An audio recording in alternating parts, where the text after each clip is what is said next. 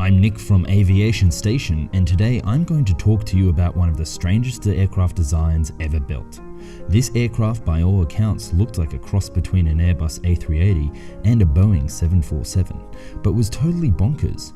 It had extra features like escalators and could drink liquid gas in flight through a guzzling straw.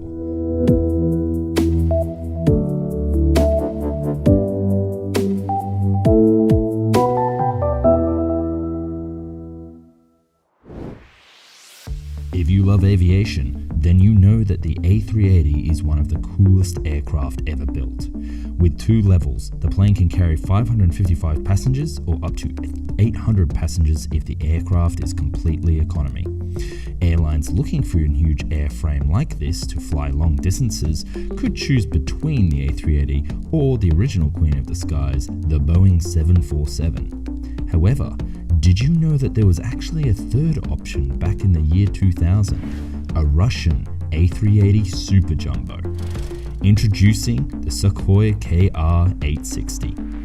Originally revealed to the world at the 2001 Paris Air Show, its name, the Sukhoi KR-860, is actually made up of 2 names. Sukhoi refers to the manufacturer, KR means Krylya Rossi, which is English for Wings of Russia, and the 860 refers to the total number of passengers that this aircraft was built to carry. Sukhoi was a Russian aerospace firm that was also building a multitude of fighter and military aircraft and was a natural choice for the new passenger aircraft.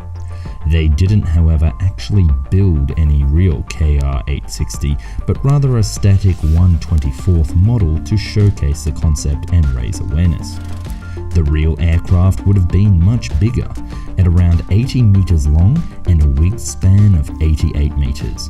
The wings were actually so long that they wouldn't have actually fitted at any airport gate built today, so the initial design had them fold up much like the Boeing 777X does today.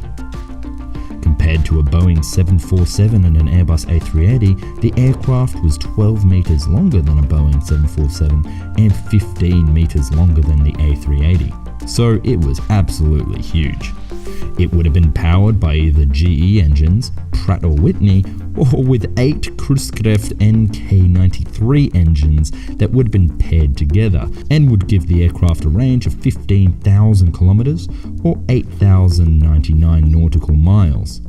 Next to an Airbus A380 and Boeing 747, this range puts it squarely in the middle. The KR-860 also has some very unique design choices that made experts back then scratch their heads. Whilst at first it looks like a cross between a Boeing 747 and A380, it actually has some very strange features. For one, there appear to be 2 front wheel axles. Every other aircraft in the world has a tricycle design with 1 hydraulic wheel at the front and 2 at the back.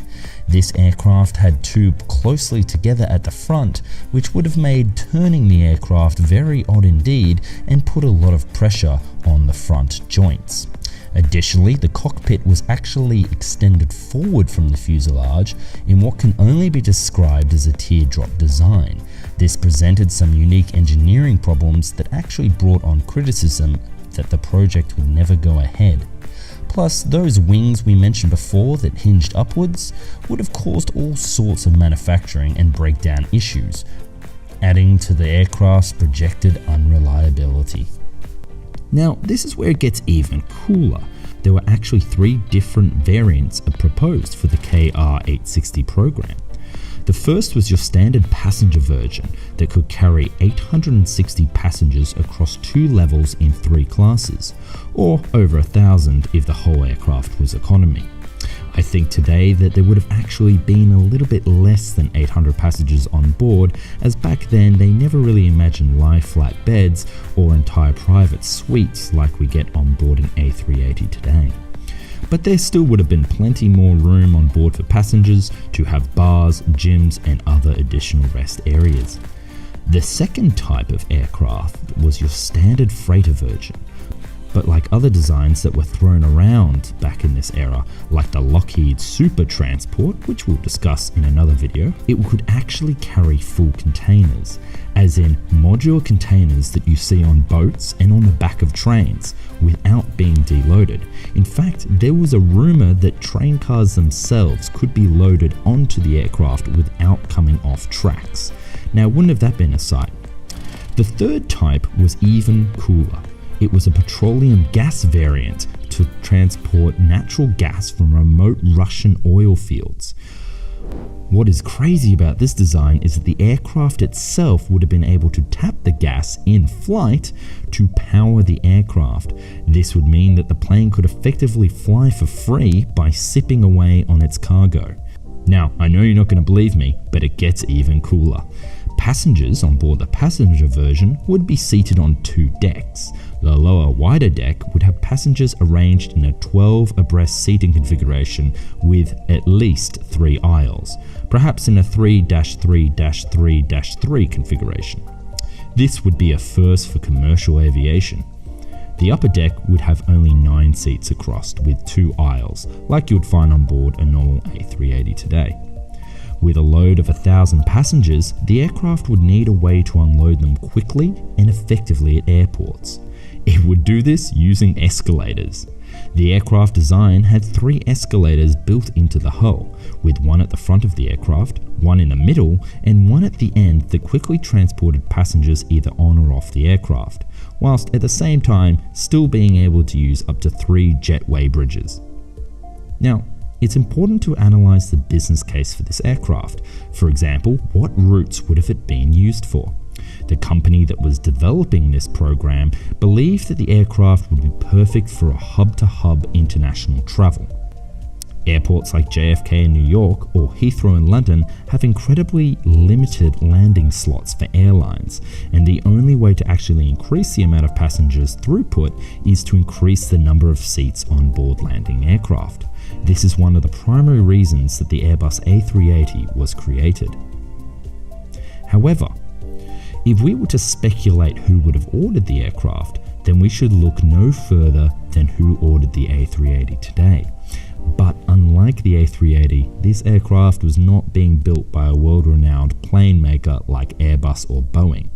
Likely, this KR-860 would have been targeted to high population countries, perhaps like the Chinese or Indian markets, with an eventual expansion to Vietnam as well. Before I dive into why this aircraft never got built, if you enjoyed this video so far, click that like button. It really does help a lot. So why did it never fly? This is the real question why the aircraft was never built. The original specifications of the program, there'd be 300 of these aircraft purchased in the marketplace.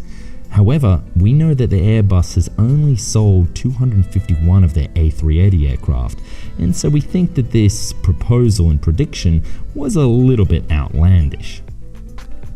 However, it wasn't actually the market nor the business case that made this aircraft never happen. What actually happened was all about money. The concept for the original aircraft began in the 1990s with a forecast cost of $10 billion US. In fact, they actually believed initially that it would be around about $4 to $5 billion. In today's money, that's $15 billion US, and it wanted the first aircraft to be built before the year 2000. And this was based on an estimated price per aircraft of around about 160 to 200 million.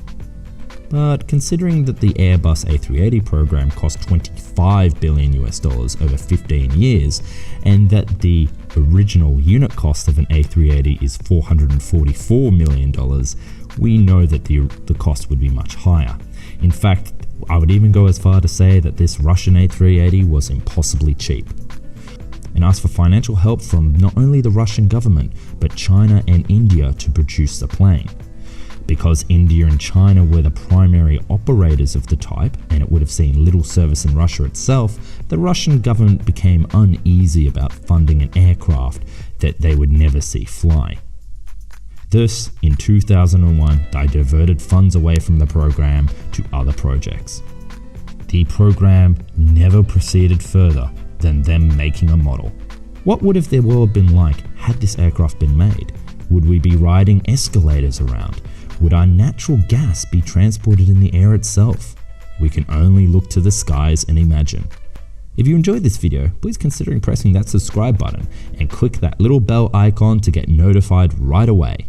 So this is Nick from Aviation Station, and thanks for watching.